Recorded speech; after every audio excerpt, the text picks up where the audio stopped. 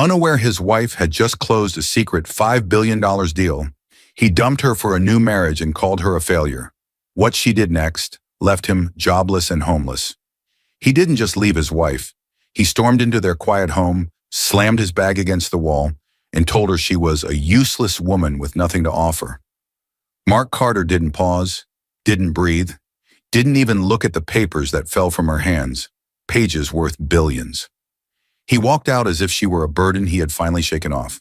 That night, Emily Carter stood frozen in the living room, surrounded by the scattered pages of a contract she had signed just 2 weeks earlier. A contract worth $5 billion, a contract that made her the controlling owner of the company Mark worked for. But he never asked. He never listened. He saw the quiet wife who closed her laptop when he entered the room and assumed betrayal. While he packed clothes for another woman, the glamorous consultant he had secretly married that afternoon, Emily held on to the truth. She wasn't allowed to share yet. The NDA still bound her. Her silence still protected everyone but herself. Mark thought he was trading up. He thought Vanessa was the prize. He thought Emily was the failure standing in his way. But what he never knew was this. The woman he abandoned, humiliated, and insulted was the quiet force behind a $5 billion acquisition, a deal powerful enough to shake his entire career. And when Monday arrived and the NDA finally lifted, the world knew her name before he did. This isn't just a story about a husband who left. It's about what happens when the person you underestimate turns out to be the one holding the crown. Dear viewers, thank you for being here. If you watch without subscribing, it's like letting Emily's voice get buried again. Please subscribe and tell me in the comments where you're watching from. The sound hit first, sharp, urgent, almost like a warning. A heavy metal door slammed shut behind Emily Carter, age 31, as she stepped into the dim hallway of the cybersecurity lab. The echo thundered through the empty building, bouncing off glass walls and steel desks, vibrating with an intensity that matched the storm inside her chest. Her breath was fast, uneven. Her hands trembled, not from fear, but from the weight of what she had just done. She had signed a $5 billion acquisition contract. She had changed the course of her life in a single night, and her husband had no idea. From the outside, Emily seemed like a quiet, gentle woman, soft-spoken, reserved, someone easy to underestimate. But beneath that calm surface lived a mind sharper than the servers humming around her. At 27, she became one of the youngest systems architects in a federal-grade cybersecurity company.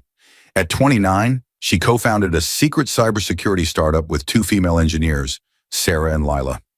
At 31, she stood in a locked lab, watching the ink dry on a contract that would change everything. Their startup had just been acquired, not in cash alone, but in equity.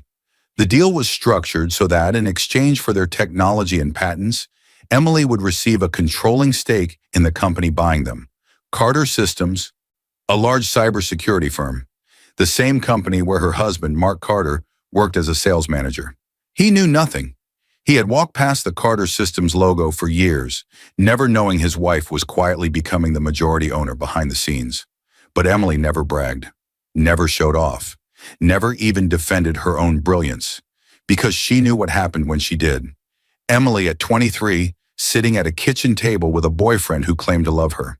She built him a full inventory system for his small business. He took the credit.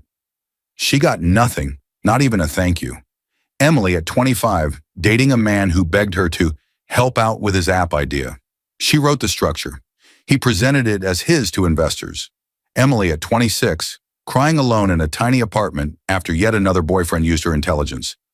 Then walked away as soon as he got what he wanted. 3 times she was exploited. 3 times her work was stolen. 3 times she learned the same lesson. Not everyone wants you to succeed. By the time she turned 28, she made herself a promise.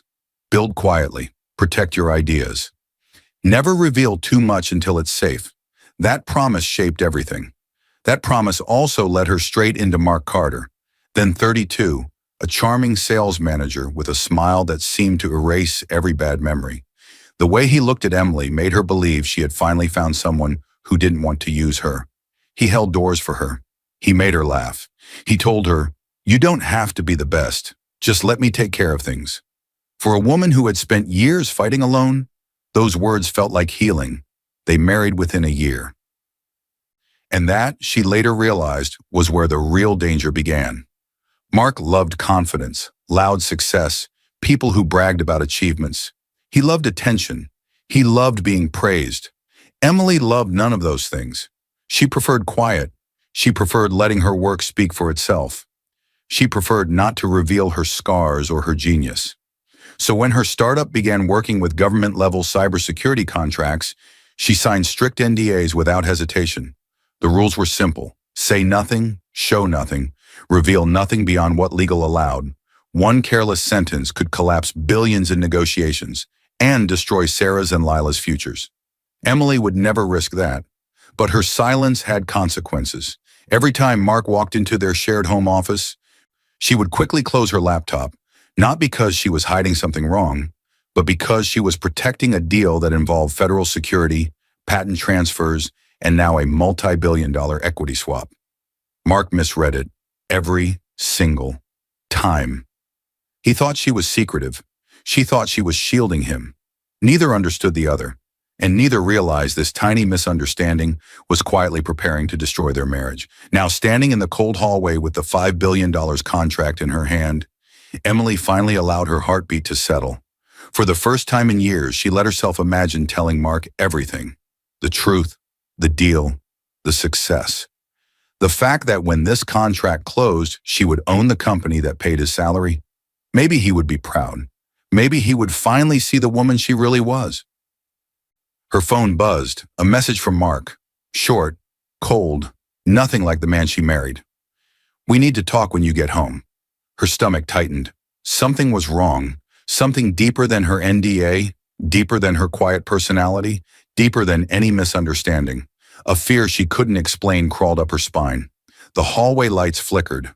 Her phone buzzed again, this time from her co-founder, Sarah. "Emily, keep everything silent. Do not tell anyone yet. Our legal team wants total radio silence till Monday." Emily stared at the message, confused. Why tonight? Why the double warning from Mark and from Sarah on the same evening? A soft click echoed through the building. She froze. Someone else was in the hallway. She looked up and saw a shadow, a man-shaped silhouette, standing at the far end of the corridor, watching her. Watching her, her pulse hammered. Then the silhouette moved closer, stepped under the light. The night security guard. He nodded politely, did his usual check, and walked past her toward the stairwell. Emily exhaled, but the chill in her chest didn't leave, because deep inside she knew. The real danger wasn't in this hallway. It was waiting at home, and her marriage was already cracking in ways she hadn't seen yet.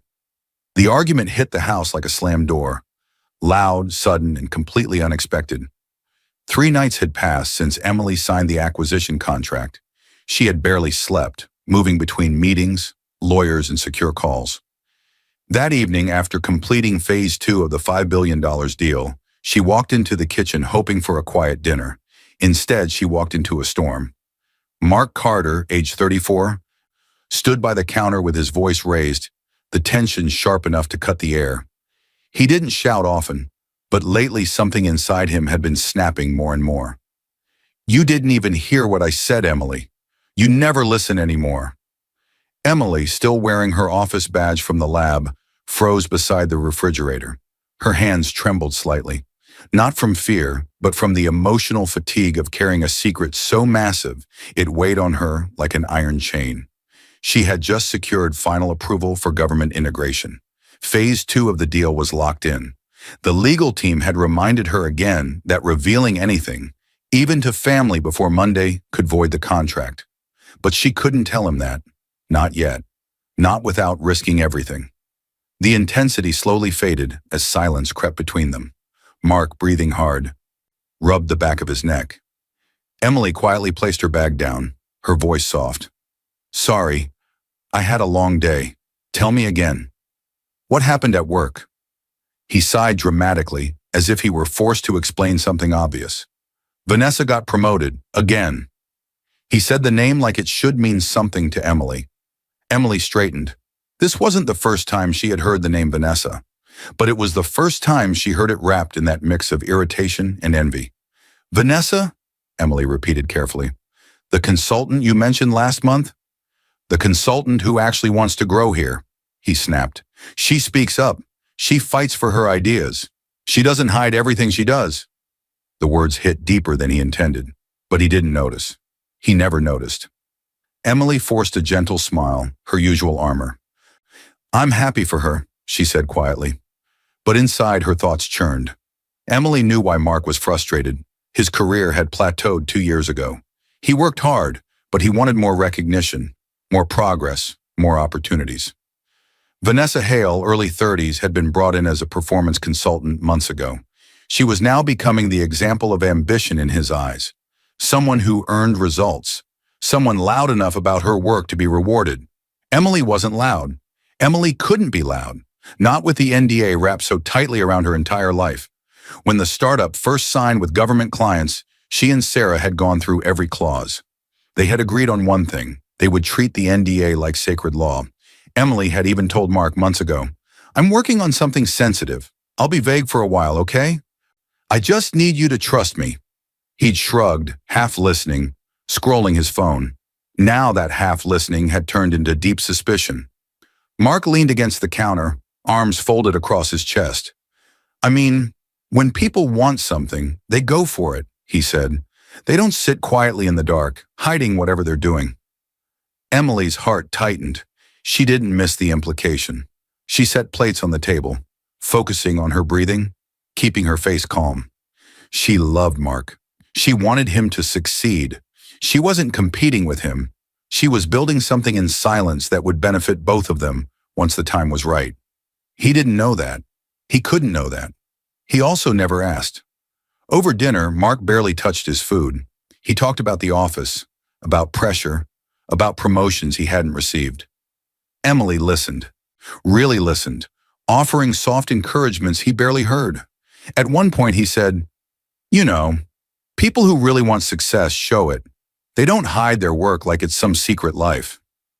Emily looked up, her fork paused midair. She swallowed the sting and simply said, I'm trying, Mark. I really am. But the truth was she couldn't show it yet, not without risking the livelihoods of her co-founders and the entire deal. This misunderstanding, quiet versus loud, compliance versus openness, became the first real crack between them. He saw secrecy. She saw responsibility. He wanted visibility. She needed silence. Two people living in the same home, drifting apart quietly. After dinner, Emily sat on the couch scrolling through secure messages. Her body felt heavy from the day's success mixed with Mark's disappointment. Her phone buzzed. A message from Sarah. We're close. Keep everything quiet. Investor wants 0 leaks before Monday. Emily smiled softly. Close meant the deal was entering its final stage. The biggest stage. The stage that would change their lives forever. Before she could lock her screen, Mark walked into the room. He wasn't loud this time. He didn't accuse. He didn't ask. He simply looked down at the notification. We're close. Keep everything quiet. And the look in his eyes shifted into something dark. Suspicion, hurt, assumption. He stared at the screen, then at Emily. His jaw flexed. Who is that? He asked quietly. Sarah, Emily began. My co-founder. We're just... But Mark had already turned away before she could finish. His steps were heavy as he walked back toward the hallway. Something in his silence scared her far more than his shouting had. From the bedroom, she heard him pick up his phone. She couldn't hear the full conversation, but she recognized the name he said, Vanessa. Can we talk? And this time, he didn't sound like a man asking for advice. He sounded like a man looking for a replacement. The office door burst open with a force that made several employees jump. The morning after that tense dinner, Mark Carter stormed inside, breathing hard, frustration burning through every step. He slammed a stack of files on his desk so loudly that pens rolled across the table. His co-workers exchanged uneasy glances. Mark wasn't usually aggressive, but something in him had been unraveling for weeks, and today it finally snapped. He stared at his computer screen, but didn't see a single word. All he saw was Emily's phone. We're close. Keep everything quiet. Replaying in his mind, smashed together with months of closed laptops, whispered calls, and I can't talk about it yet. He pushed away from his desk so hard the chair toppled over. That's when the door opened again. A woman stepped inside, calm and composed. She was in her early 30s, tall, confident, dressed in a bright blazer that demanded attention. Her name was Vanessa Hale, a consultant who had been assigned to Mark's department 6 months earlier to help streamline performance. Everyone knew what that meant. She was there to evaluate them. She had also become the person Mark called the night before. Vanessa noticed the tipped chair, the scattered papers, the tension radiating off Mark like heat. "Rough morning?" she asked, her voice smooth, sugar-coated, trained to soothe and disarm. Mark didn't answer. He didn't trust himself to. Vanessa closed the door behind her. She walked closer, studying him with sharp eyes. Vanessa wasn't just confident, she was strategic. She could read people within seconds, find their insecurities, and step right into them. And Mark? His insecurity screamed. His ego was bruised. His fear of being unappreciated showed in every tense movement. Vanessa smiled inside. That was her favorite type of man. She rested against his desk, pretending to glance at his files, but really she watched his face. "What happened?" she asked gently. "You look like someone just punched the air out of you." Mark swallowed hard. He thought of Emily shutting laptops, whispering on calls, asking him to trust her without giving details. He whispered, "Nothing. Just stress." Vanessa tilted her head. "Stress doesn't look like this," she said. "Stress looks tired. You look hurt." Mark froze. She had named the thing he refused to say out loud. Vanessa stepped closer, her tone turning softer. "Sometimes the people closest to us don't understand us," she said. "They don't support us. They don't push us to be better." Mark looked up slowly. Her words slid right into the cracks Emily's silence had left. "Your wife," Vanessa continued casually, "does she appreciate you?" Mark hesitated. He could have said yes. He could have remembered the nights Emily stayed up listening to him rant about the office. He could have remembered her buying him suits before big presentations, but all he felt now was her secrecy. His silence was enough for Vanessa. She leaned in, lowering her voice. "You deserve someone who matches your ambition, Mark. Someone who actually sees you." The words hit him exactly where she intended, the vulnerable part of him he never admitted existed. 7-year-old Mark sat at a dinner table with his father, a hard man with sharper opinions. His father said, "Never marry a woman who outgrows you. Men lead, women follow. If she gets ahead, you lose respect." Young Mark nodded, not fully understanding, but absorbing every word. Those seeds stayed inside him for decades. He grew into a man who liked being praised, who liked being the successful one, who felt uneasy when a woman was too powerful. When Emily seemed small and grateful, he felt safe. Now watching her quietly succeed, quietly grow, quietly evolve, triggered every insecurity he never healed. Back in the present, Vanessa noticed all of it. She leaned against his desk, crossing her arms in a way that looked casual but wasn't. "You work hard, Mark," she said. "You deserve more than being ignored." Mark didn't argue. He didn't defend Emily. He didn't say, "She's under a legal contract. She's not ignoring me." He just let the silence answer for him. Vanessa smiled faintly. "Well," she said, straightening her blazer, "I'm here to help you shine. You're capable of more than you think. And I'm the kind of woman who actually sees potential." Mark's shoulders relaxed for the first time all day. Her attention felt good. Too good.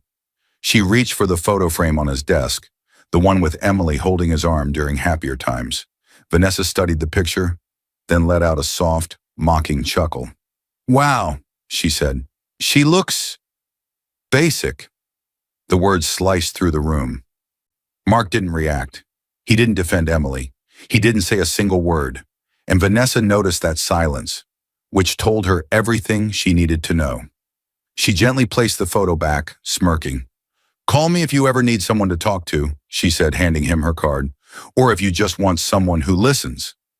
She walked out, letting her perfume linger like a trap. Mark stared at the card for a long time. Too long. That night, while Emily stepped out of their living room to answer a secure business message, Mark quietly slid Vanessa's card into his wallet.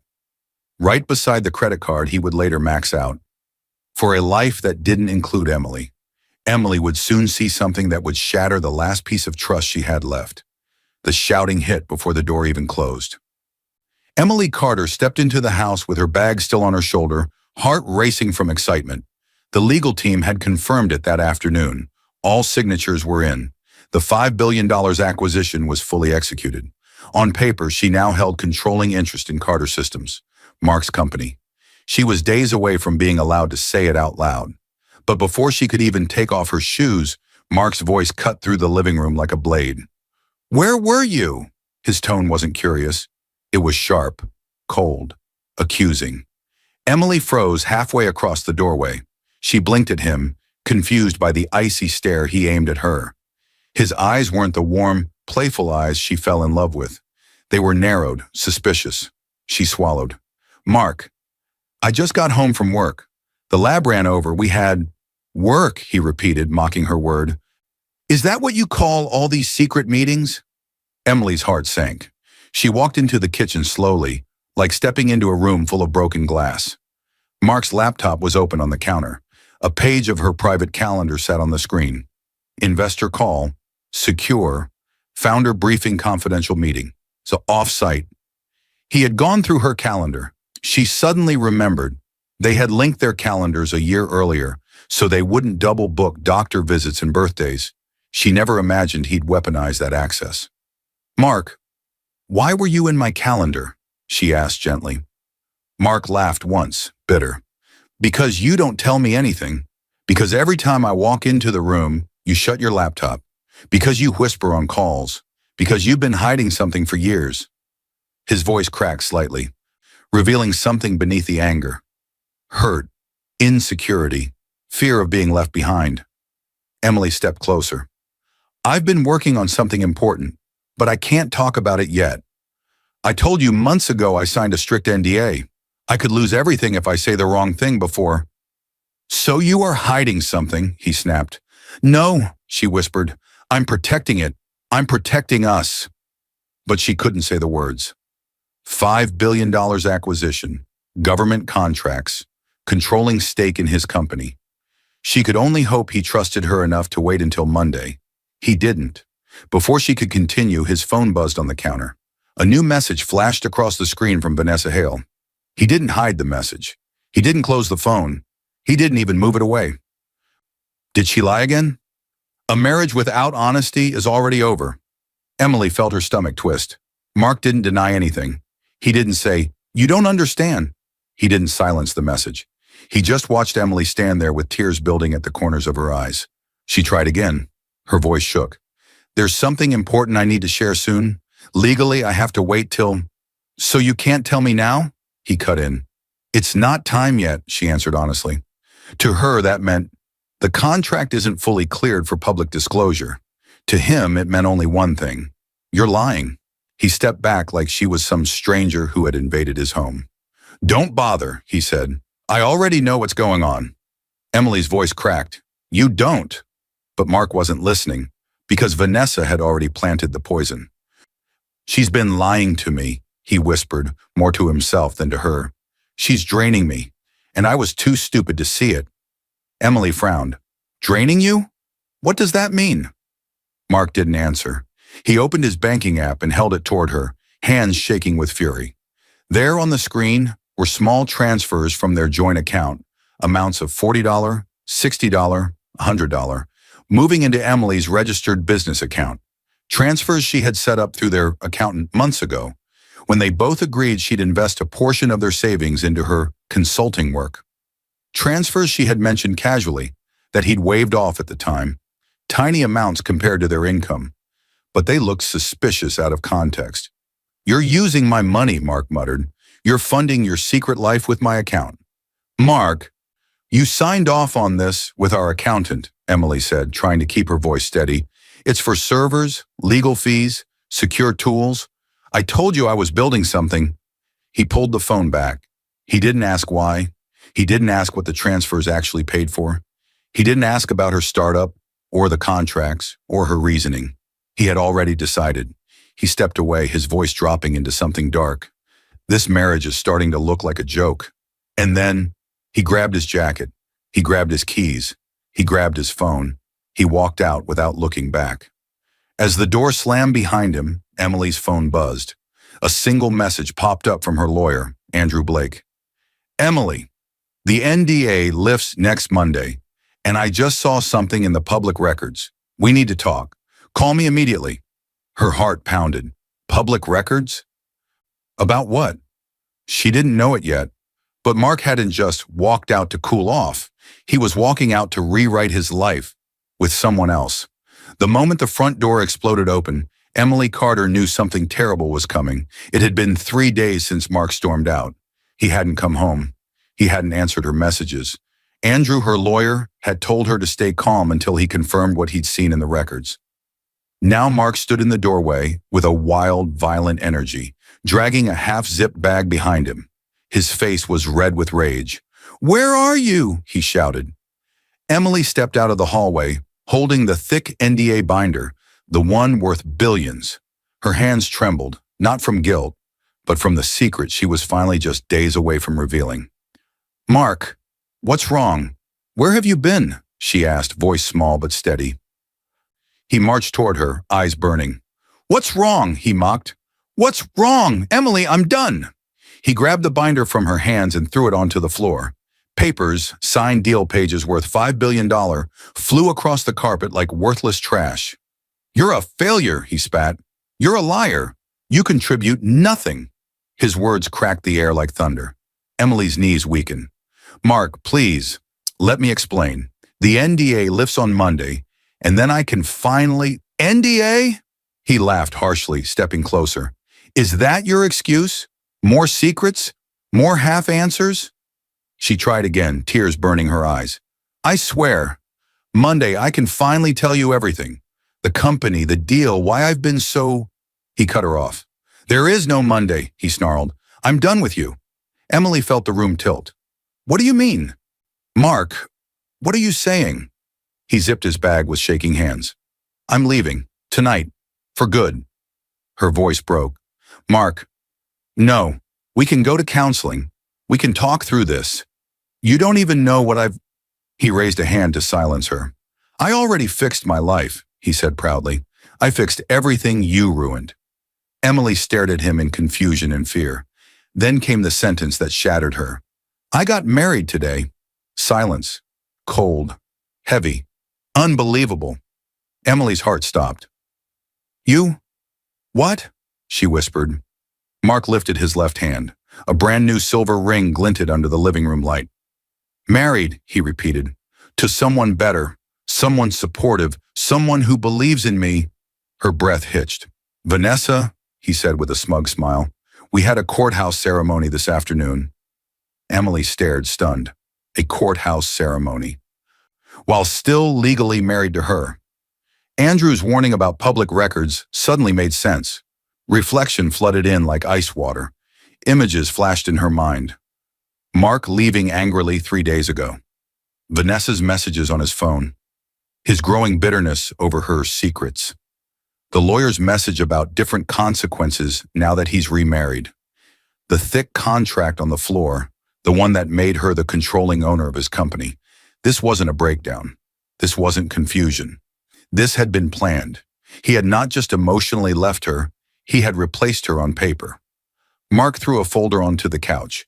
Inside, Emily saw a stack of printed emails, hotel receipts, and a thin packet labeled Civil Marriage, Helen Carter. A wedding certificate sat on top, signed and stamped.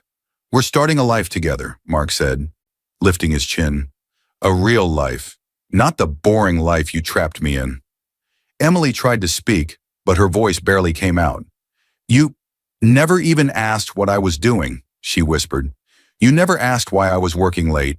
You never once asked what I was building for us." He scoffed. "You? Working? Please.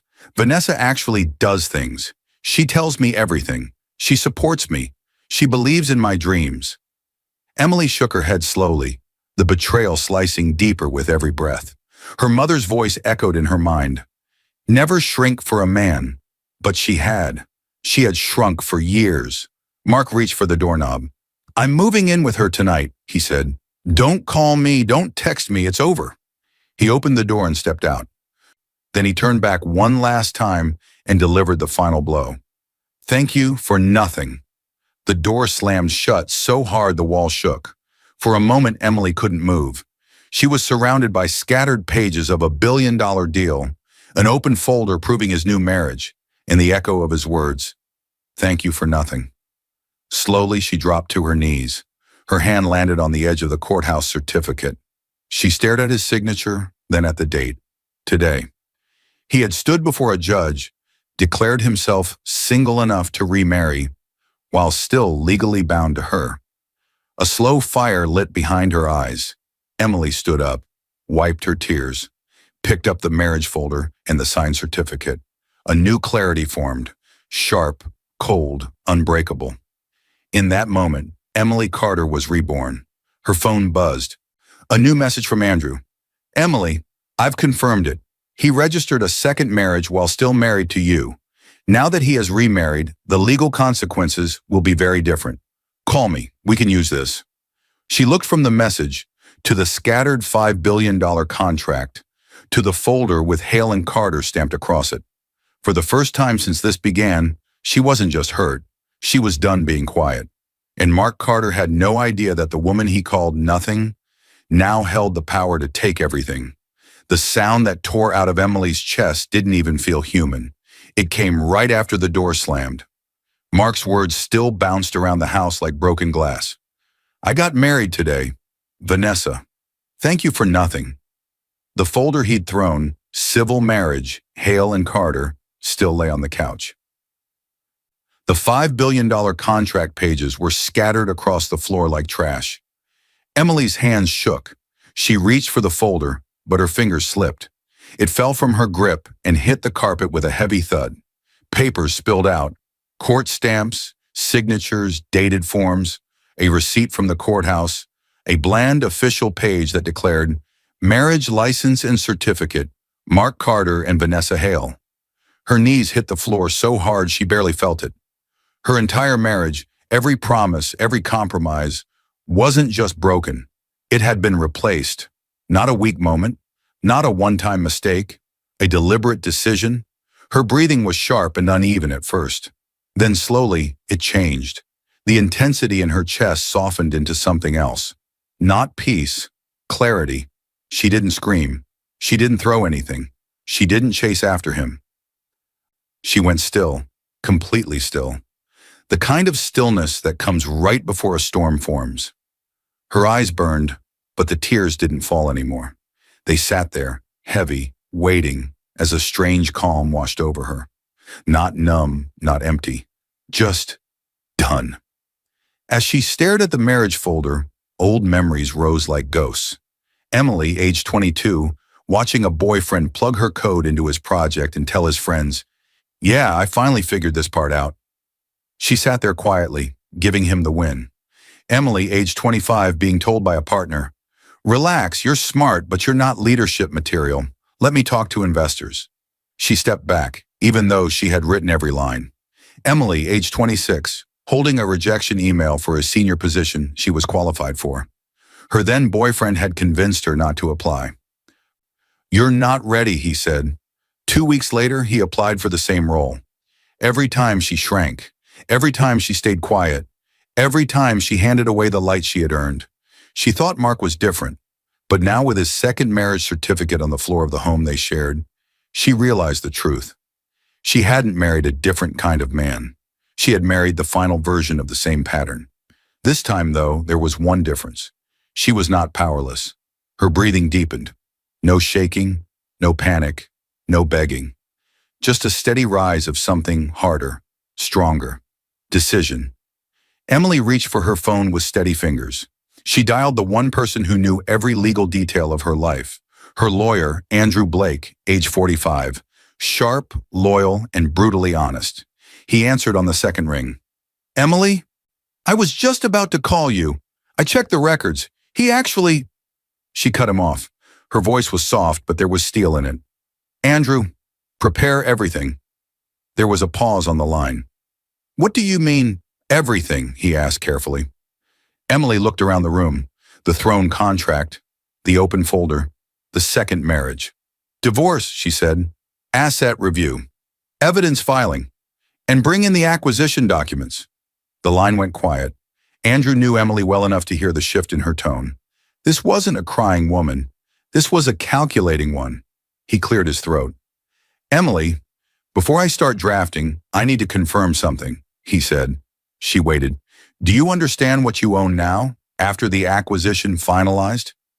Emily rose slowly from the floor, gathering pages of the $5 billion contract into her arms. She found the section with her equity line and the name Carter Systems highlighted. Her voice was quiet, but it carried a power she had never used before. Yes, Andrew, she said. I understand. She held the contract like armor. And he will too. No tremor, no hesitation, no begging. This was not the sound of a broken woman. This was the sound of a woman who realized she had been powerful the entire time and now decided to use it. Andrew exhaled softly. I'll prepare everything, he said. And Emily, whatever happens next, be ready. This won't just hit him emotionally, it'll hit him legally. She hung up without another word. Her phone buzzed again almost immediately. A message from her startup's lead investor. Emily, congratulations. With the acquisition completed, you now hold controlling interest in Carter Systems. Carter Systems. Mark's company. The place he walked into every day thinking he was climbing to the top. Emily's eyes lifted slowly. The storm had officially begun. The cameras flashed so fast the lights felt like lightning. Emily Carter stepped onto the stage of the acquisition event, and the crowd erupted. Applause, cheers, reporters calling her name. The giant screen behind her displayed the headline, Carter Systems acquired an historic $5 billion deal. Lead architect and the controlling owner, Emily Carter. This should have been the proudest day of her life. Instead, the noise around her fought with a different sound in her head. You're a failure. You contribute nothing. Thank you for nothing. The intensity of the celebration clashed brutally with the memory of Mark packing a bag for another woman. She kept her expression calm, her posture steady, her smile small but professional. Inside, a storm pushed against her ribs. A man stepped beside her on stage. Mr. Reed, Sarah's father, and one of their earliest investors. Late 50s, sharp eyes, quiet presence. He leaned toward her and whispered, Emily, you didn't just close a deal. You changed an entire industry. Be proud of that. Emily nodded politely, but her thoughts weren't staying in this room. They were with the man who had thrown away their marriage in exchange for quick validation. As the applause rolled, Emily realized something important. She wasn't standing here because Mark doubted her. She was standing here in spite of it. After the event, Emily walked through the crowded lobby with cameras still trailing her. She smiled for a few photos, shook a few hands, accepted congratulations. But she didn't stay to celebrate. Her mind had already moved to the next step. Andrew was waiting for her in a quiet office down the hall, away from the noise, away from the cameras, away from the spotlight. He stood when she walked in. Congratulations, he said, closing the door behind her. You handled that perfectly. On the table sat a thick folder, not the acquisition one, another one. He slid it across to her. Before we decide on next steps, he said carefully, you need to see everything we've gathered. Emily sat down and opened the folder. The first section showed Mark's hidden debts, credit cards he opened without telling her, personal loans, balances rolled over for months. The second section showed how he had been making payments, joint account withdrawals, questionable transfers, late fees. He had been patching holes in his life using money they had saved together, without ever admitting it. The next section showed screenshots of messages between Mark and Vanessa, pulled through legal investigation of his work devices. Use her credit, she's too distracted. Move the money quickly before she notices. She's hiding things anyway, don't feel bad. Emily's stomach twisted, but she kept reading. Another section, Mark's text to friends. She thinks she's smart, but she's clueless. She brings nothing to the table. Vanessa gets me, Emily doesn't. Emily felt a sting behind her eyes, but no tears came. She had already cried all she was ever going to cry for him. Andrew turned to the final part of the folder, the one that connected everything, the financial documents from the acquisition. Highlighted lines, Post-merger ownership distribution. Emily Carter, 62% controlling interest in Carter Systems. Andrew closed the folder. Emily, he said quietly, you now legally hold more power over Mark's career than he ever had over yours. Every promotion he wanted, every client he depended on, every future paycheck, directly or indirectly, comes under your control.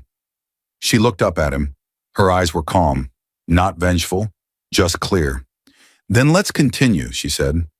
Andrew studied her for a moment, then leaned back. One question first, he said. This decides how we move. He clasped his hands together. Do you want to remove Mark quietly? He paused. Or publicly? The room went still. Emily glanced down at the folder, full of debts, betrayal, mockery, and proof that he had tried to build a new life on top of her name and resources. She closed it gently. When she looked back at Andrew, there was no softness left in her decision. Publicly, she said. Andrew nodded once. He pulled out a second, thinner folder labeled Carter Systems Internal Disciplinary Hearing. He pushed it toward her. Then you'll need to be at Carter Systems headquarters tomorrow morning, he said. Emily placed her hand on the folder. Tomorrow, Mark would learn the truth, and he would learn it in front of everyone he tried to impress. The elevator doors opened with a sharp metallic ding, and Mark Carter stepped out like he still owned the floor. He straightened his suit jacket, smoothed his hair, and walked through the hallway with the same swagger he'd used for years. Vanessa had stayed silent the last day, but he kept replaying her old words. You deserve more. You're meant to lead, not follow. They'll regret underestimating you. Even after being distant, she had fed his ego long enough that it still carried him. Or so he thought. But the moment he walked into the main area of Carter Systems, something felt off. People weren't smiling. People weren't greeting him. People weren't making small jokes about targets or clients. They were whispering. Some moved out of his way quickly. Some watched him with pity. Some stared at their screens, pretending not to see him at all. A few eyes flicked toward the glass-walled conference room at the center of the floor. Mark frowned. What's with everyone? He muttered, tightening his grip on his briefcase. He turned the corner toward the conference room and froze. The executives were all there. Senior managers, HR, legal, the CEO. Every seat filled, every face turned toward the front of the room, and standing there, Emily, his wife, his ex in his mind. The woman he had called nothing. She wore a simple, sharp blazer, minimal jewelry, no dramatic makeup, just quiet, clean confidence. She looked nothing like the woman he used to dismiss at their kitchen table. She looked like she belonged at the head of the room. Mark's shock turned instantly into anger. What the hell are you doing here? He snapped, stepping into the doorway. This is a company meeting. You look pathetic, Emily. Go home. Silence dropped like a curtain. No one laughed. No one backed him up. No one even shifted in their chairs. Emily didn't flinch. She didn't blink. She didn't move. Mark let out an awkward laugh and glanced around. Seriously, why is she here? He demanded. This some kind of joke? Before he could get closer, a man rose from a seat near the front. Andrew Blake, Emily's lawyer. Mr. Carter, Andrew said calmly, please take a seat. Mark scoffed. I'm not sitting. This is ridiculous. I work here. She doesn't. Andrew opened the folder in front of him and began placing documents on the table. Today's meeting concerns your conduct, he said, and your continued employment. Mark's stomach flipped. What? He said. Andrew slid the first set of pages forward. Your misuse of company resources, he said. Excessive, unapproved client entertainment expenses. Personal trips filed as business. All documented. He slid another set. Debt transfers from the joint account you shared with Mrs. Carter, used to cover your private debts while presenting yourself as financially stable to this company. Mark reached for the papers with shaking hands. This is taken out of context, he said. You can't just, Andrew continued over him. Your collaboration with an external consultant, Vanessa Hale, to manipulate client pitches and bypass internal protocols. Gasps rippled around the room. Several executives glanced at each other. HR's face tightened. And finally, Andrew said, sliding the last set of documents forward, your disclosure of confidential company data to an unauthorized outside party, violating policy, violating trust. Vanessa. Mark's breathing quickened. This is insane, he said. Emily, tell them this isn't what it looks like. Tell them you're doing this out of spite. He turned to her, desperate now. Emily finally met his eyes. She didn't look angry. She didn't look vengeful. She just looked done. The CEO, Mr. Dalton, cleared his throat and stepped away from his usual place at the head of the table. This meeting is no longer under my full authority, he said. There's been a change in ownership. Mark blinked. Ownership? He repeated. What ownership? Andrew closed the folder. As of last week's acquisition, he said clearly, Mrs. Emily Carter owns 62% of Carter Systems. The room went dead silent. The words hung in the air. She owns the company. Mark felt the ground drop out from under him. He stared at Emily. You own this company? He whispered. You? Emily held his gaze. She didn't gloat. She didn't smile. She simply confirmed with her silence what the documents already proved. Two security officers stepped inside the conference room. Calm, professional. Mr. Carter, one said, we need your company badge, laptop, and access card. Mark stumbled backward. Wait, no, Emily, please, don't do this, he begged. We can fix this. We can talk. Don't ruin me. She said nothing, because she wasn't the one ruining him. He had done that himself. Security took his badge, his laptop, his access card. They guided him out of the conference room, past rows of silent employees. No one stopped them. Not a single coworker stepped forward. He searched for Vanessa, but she was nowhere near him. He was alone. From near the back of the room, half hidden by the doorway, Vanessa Hale stood still. Her face was pale. Her hands trembled. As security escorted Mark past her, she whispered under her breath, voice barely audible, if he's finished, then I'm next. And she was right, because Emily had not just taken his job. She had pulled the thread that would unravel everything he built on lies. The knock on the motel door sounded like an explosion. Mark jolted awake, his heart pounding. The thin blanket slipped off his shoulders, and for a second he forgot where he was. Then the smell of stale carpet and cheap detergent reminded him. He wasn't at home. He wasn't in a condo with Vanessa. He wasn't in any version of the life he had bragged about. He was in a roadside motel he paid for, with the last working card in his wallet. He stumbled to the door and opened it, expecting maybe a staff member, maybe Vanessa, finally ready to forgive him. Instead, two repo agents stood outside, flashlights, clipboards, tired expressions. Mark Carter? One asked. Yeah, Mark said, rubbing his face. What is this? I already paid for tonight. We're not here about the room, the agent said. He pointed toward the parking lot. We're here for the car. Mark's stomach dropped. What? No, you can't. I need that car. He pushed past them, barefoot, stumbling onto the cracked asphalt. Under the dim motel lights, he saw it. His car, half lifted onto a tow truck. The same car he'd driven to impress clients, to pick up Vanessa, to speed away from the house he once shared with Emily. The driver checked his watch. Loan default, he said. Payments overdue. Employer authorization to reclaim the company car. It's all here. Employer. Carter Systems still technically owned the vehicle.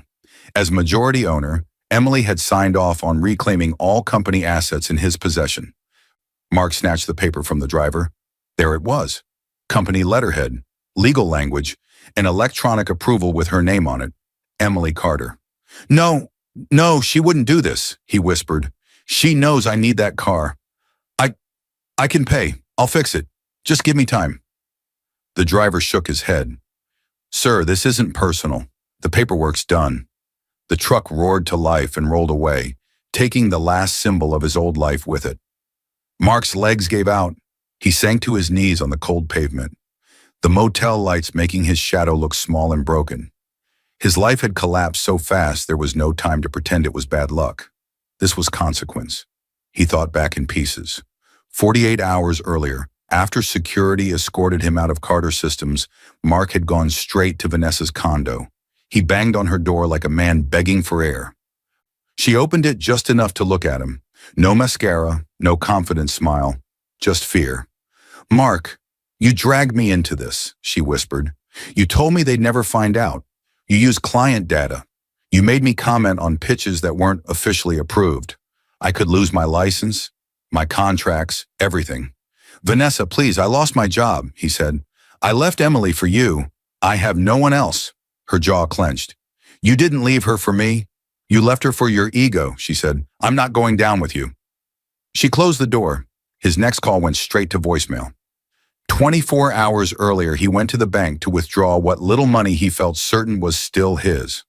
The banker pulled up his account and frowned. "Sir, your accounts are under temporary freeze," she said. "There's an ongoing fraud and debt investigation connected to your financial activity." Mark laughed once in disbelief. "What fraud?" he demanded.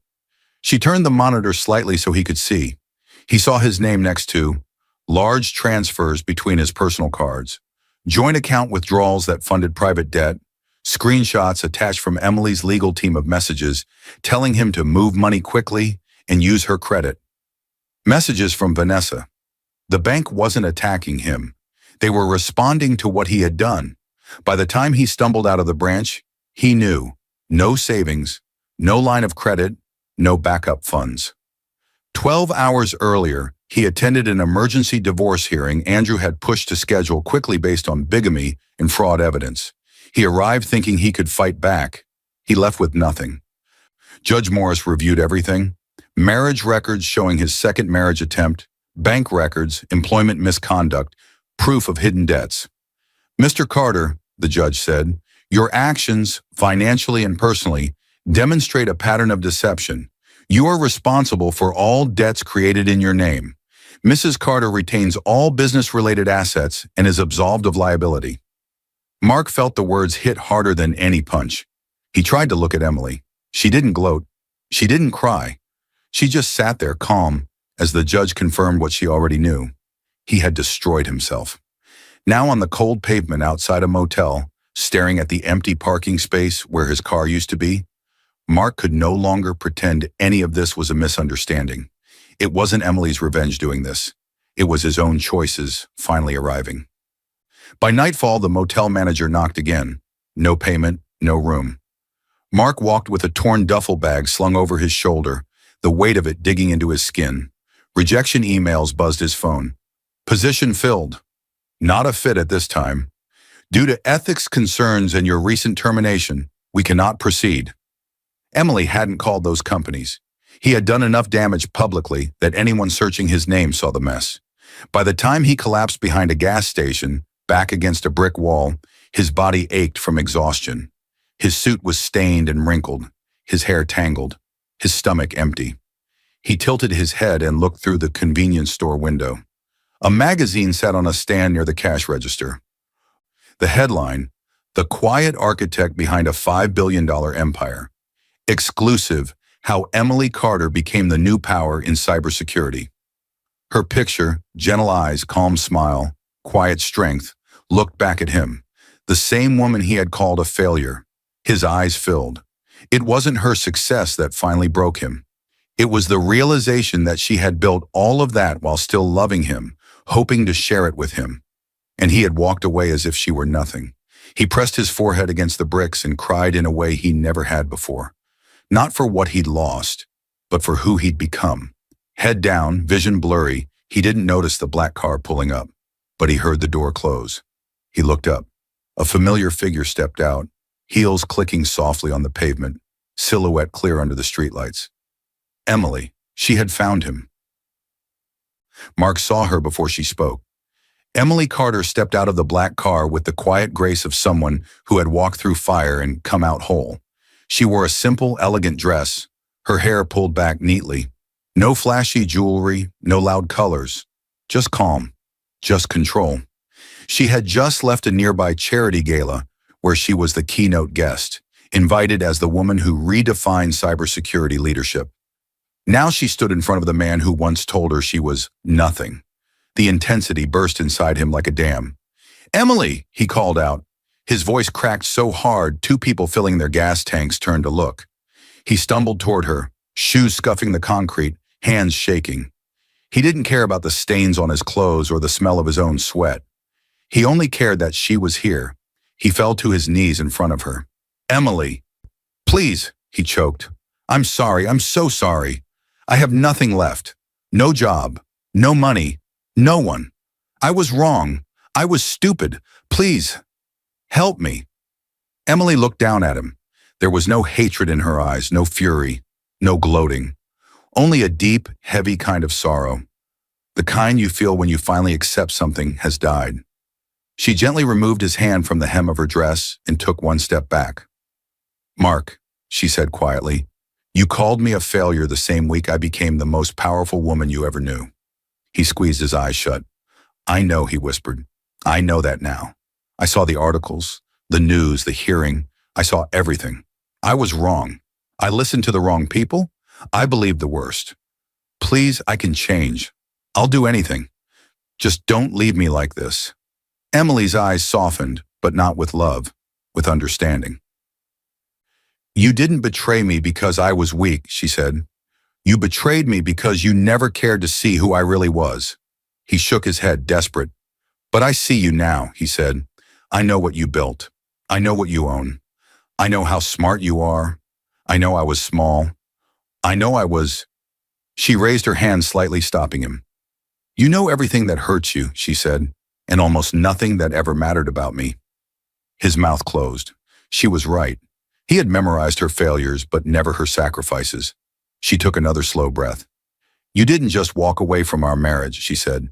"You walked away from the woman who would have given you the world." He pressed his hands together, begging. "I can't live like this," he sobbed. "I can't be out here. I don't have anything left." Emily's expression changed, no longer soft, but honest. "You didn't lose everything, Mark," she said. "You threw it away." The words weren't shouted. They were simple, true, final. For a moment, the gas station lights hummed above them, and the air felt strangely still. Then Emily turned. She walked toward the entrance of the charity gala in the adjoining building, heels clicking with a calm, steady rhythm. Mark tried to stand, but his legs gave out. He stumbled and dropped back to the ground. As Emily reached the glass doors, they opened from the inside. Standing there, holding a thin folder and a printed resume, was Vanessa Hale. Her hair was pulled into a tight bun. Her makeup looked like it had been touched up too many times in one night. Her eyes were red at the edges. She had come dressed formally, like everyone else arriving to network, to beg for a fresh start, to look for work. She froze when she saw Emily. Emily's gaze met hers, quiet, steady, knowing. Vanessa's shoulders dropped. She lowered her eyes, unable to hold the stare. In that one silent moment, everything was clear. Vanessa had lost the company, lost the protection she thought Mark gave her, lost the credibility she used to build her entire career. Now she stood in the doorway, resume in hand, hoping someone inside might still be willing to trust her.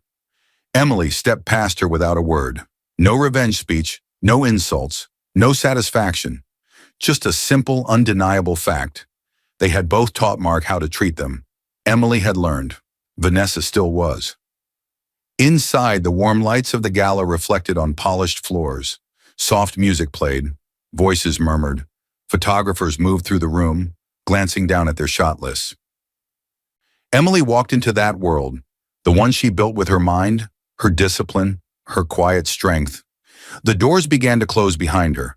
Outside, Mark lay on the concrete, suit dirty, hands shaking. Vanessa stood alone in the doorway, clutching her resume like a lifeline. The glass doors shut completely with a soft, final sound. A chapter closing, a life finished. Emily didn't look back. I hope you felt every moment of this story as deeply as I did while shaping it. If it moved you, don't forget to like, share, and drop the lesson you're taking away from Emily's journey in the comments. Tell me where you're watching from. See you in the next video.